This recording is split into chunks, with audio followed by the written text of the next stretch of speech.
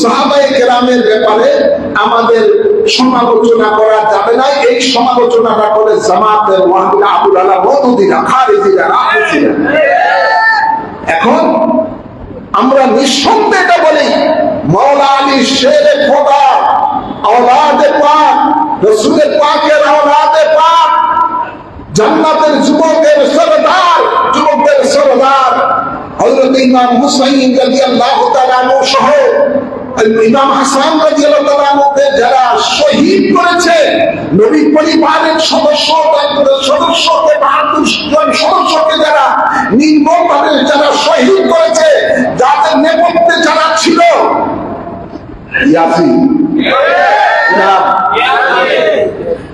হযরত আমির মুআবিয়ার সন্তান ইয়াজিদ। এই ইয়াজিদকে আমাদের বাংলাদেশের মধ্যে অনেক মুনাফিকেরা রাদিয়াল্লাহু তাআলা বলে, কেউ বা রাহমাতুল্লাহ বলে, কিন্তু আমরা এটা বিশ্বাস, আমাদের সুন্নি আকাবিরদের এটা বিশ্বাস, আকীদা, আলে রাসূলকে জান্নাতের যুবকের সরদারকে যারা শহীদ করেছে, এটার নেতৃত্বে যারা ছিল প্রত্যেকটা কাফের, প্রত্যেকটা কি কাফের।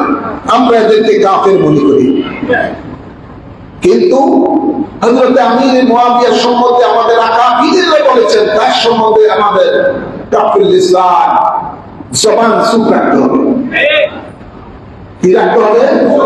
চুপ রাখতে হবে, যেহেতু তিনি কাফের ওহী ছিলেন। কোরআন নাযিল হতো, এর মধ্যে কয়েকজন সাহাবীদের মধ্যে আল্লাহ নবী এই নোট কোরআনকে নোট করার জন্য, ওহী যা নাযিল হয়েছে কোরআনের আয়াতকে নোট করার জন্য, লেখার জন্য হযরত মুআবিয়া রাদিয়াল্লাহু তাআলা আনহুকে দায়িত্ব দিয়েছেন। তো ওনার আমল কি ছিল না ছিল, এগুলো আল্লাহই তার বিচার করবেন, সেটা সমালোচনা করার অধিকার আমাদের নাই।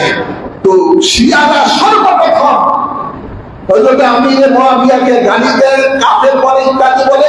এরপরে ওনার পূর্বে যারা ছিল, হযরত আবু বকর সিদ্দিক, হযরত ওমর, হযরত মাওলানা উসমান, ওনাদেরকেও তারা বাতিল বলে, কাফের বলে, ইত্যাদি ইত্যাদি বলে।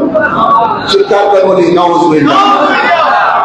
তো আমরা এটা স্পষ্টভাবে আমরা ইমামে রব্বানী দরবার শরীফ থেকে আমি বলতে চাই, গাদিয়ে খুব উদযাপন এটা সুন্নিদের কাজ নয়, এটা শিয়াদের কাজ। আমরা মাওলা আলী শেরে খোদাকে মাওলা হিসেবে জানি, মাওলা হিসেবে জানি। সুতরাং ওনার সম্বন্ধে আমাদের মহব্বতের চুল পরিমাণ কোনো ঘাটতি নাই। আল্লাহর হাবিবের পরে আলে রাসূলের মর্যাদা, আয়াতে রাসূল জানা, পাক পাঞ্জাবন জানা, ওনাদের মর্যাদা আলহামদুলিল্লাহ বলে না। এরপরে সাহাবায়ে কেরামের মর্যাদা। যেহেতু আপনি দেখেন দুরূদ শরীফ আপনারা পড়েন না, আমরা পড়ি না, জোরে বলেন। এই দুরূদ শরীফের মধ্যে আমরা প্রথম আল্লাহর হাবিবকে সালাম দেই, তারপরে ওয়ালা আলে মুহাম্মদ, রাসূলের পাকের আওলাদগণকে সালাম দেই, এরপরে ওয়া আসহাবিহি, জোরে বলেন না। তারপরে কি 3 নম্বরে সাহাবায়ে কেরাম, 1 নম্বরে রাসূলের পাক, 2 নম্বরে আলে রাসূল, 3 নম্বরে সাহাবায়ে কেরাম। তো সাহাবায়ে কেরাম ওনাদের মর্যাদা অপরিসীম, কিন্তু পাক পঞ্জাবের মধ্যে যারা রাসূলের পাক, মাওলা আলী শেরে খোদা, হযরতে ফাতেমা, হযরতে ইমাম হাসান এবং হুসাইন, ওনারা হলেন সকলের থেকে ঊর্ধ্বে। আলহামদুলিল্লাহ বলেন না।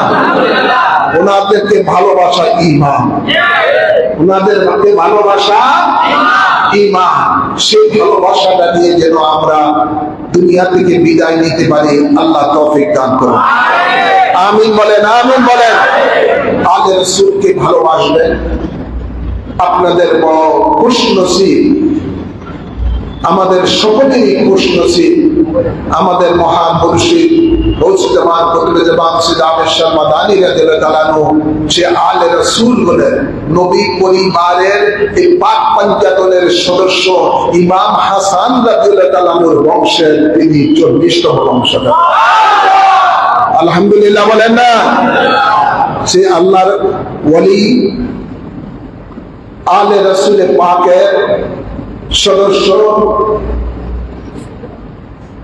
আমাদের মহান মুর্শিদ সৈয়দ আবেদ শাহ মাদানী রাদিয়াল্লাহু তাআলাকে ভালোবাসা দরকার আছে না? না, সেই ভালোবাসাটাই মনে রাখবেন। আলে রাসূলের ভালোবাসার মাধ্যমে নবীর ভালোবাসা অর্জন করতে হবে, নবীর ভালোবাসার মাধ্যমে আল্লাহর ভালোবাসা অর্জন করতে হবে, এবং এটার মধ্যেই দুনিয়া এবং আখিরাতের নাজাতের ব্যবস্থা হবে। আল্লাহ কবুল করুন। ওয়া মা আলাইনা ইল্লাল বালাগ।